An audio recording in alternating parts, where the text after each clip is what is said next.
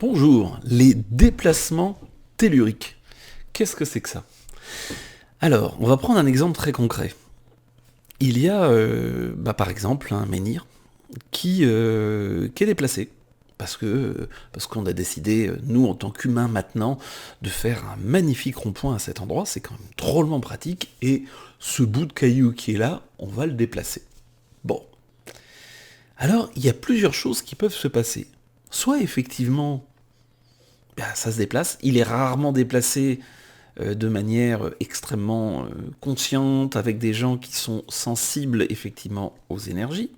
Sinon d'ailleurs, c'est éventuellement pas le caillou qu'on déplacerait, mais la route ou le rond-point. Mais ce que j'ai pu observer, dans un certain nombre de cas, quand le caillou a été déplacé, mais que ça a été fait, on va dire, dans une certaine logique de justesse, pas juste de... Ça m'embête, c'est... Et bien en fait, à un moment donné, la structure énergétique du lieu va doucement se recaler.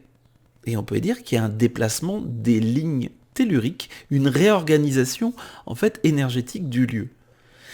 Une partie se fait aussi, je l'ai vu comme ça, avec des personnes qui avaient construit, voilà, son grand-père avait construit une réplique de la grotte de Lourdes, ça se fait, il y en a un peu partout, de ça, dans son jardin, du genre, si mon fils est sauvé, guéri, revient de la guerre, je sais plus exactement l'histoire, je ferai une réplique de la grotte de Lourdes.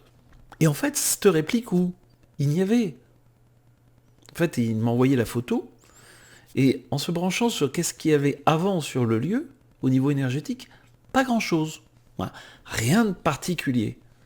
Le fait d'avoir fait, effectivement, cette grotte, d'y avoir mis une intention, une attention aussi, le fait même qu'il a ouvert son jardin au public, c'est-à-dire à tel point qu'il y a une procession chaque année où les gens, avec le curé du village, viennent faire le tour de la grotte de Lourdes dans son jardin, il l'a ouvert.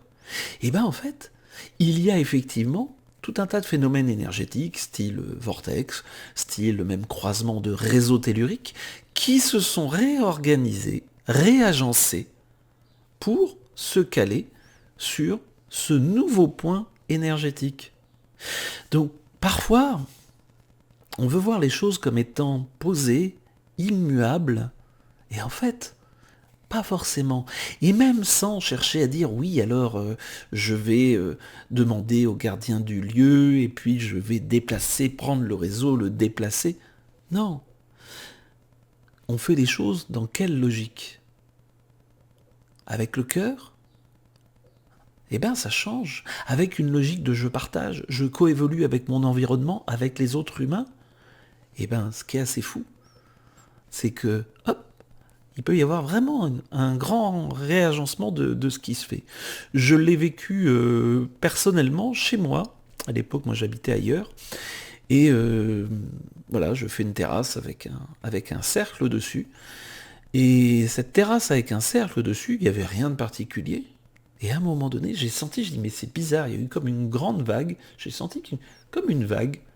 Et en fait, l'endroit, il y a plusieurs phénomènes énergétiques qui se sont calés exactement avec le cercle. Et ça, c'est vraiment intéressant de se rendre compte que, sans y avoir mis de l'attention, j'ai pas cherché à je vais avoir un super lieu énergétique sur ma terrasse. Ça n'avait pas forcément de sens. Alors, si, ça a eu un sens au final derrière.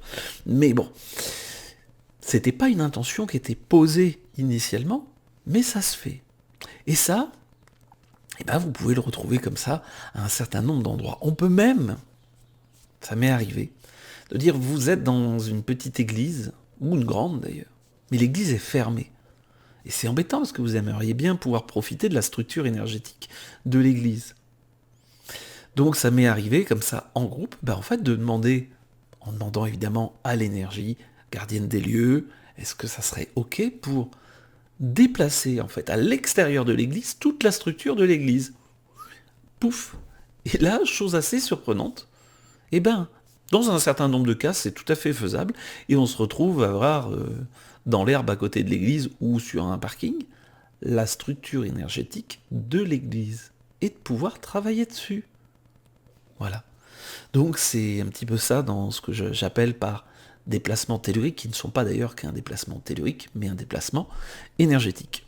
Voilà, ça t'intéresse, ça t'interroge, tu veux pouvoir ressentir tout ça, et ben viens faire un stage de structuration du ressenti, et toi aussi, ça sera quelque chose que tu pourras justement tester, valider et réaliser, potentiellement, si c'est juste. Allez, je vous souhaite une bonne et belle journée, à très bientôt.